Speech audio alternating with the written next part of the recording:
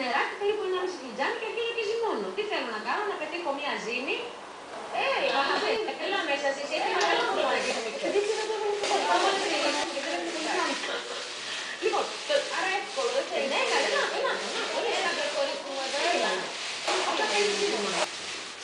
Αυτά θέλει να αλογάκι και ζυμώνω καλά. Στομένη ζύμη δίπλα. Έδειξε το μαγιά, δεν είναι για να μην σε φωνώ. Δεν πήρα το σιγάρι και καλά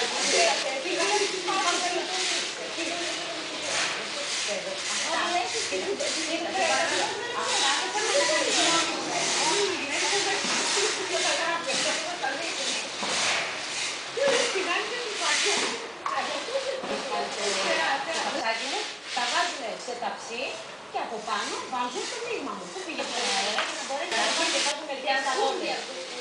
Αφού το βάλω από πόνο, μερικές αγώνες. Παρτώνω σιγάκι επάνω και μια κουταλίτσα γιαούρτι.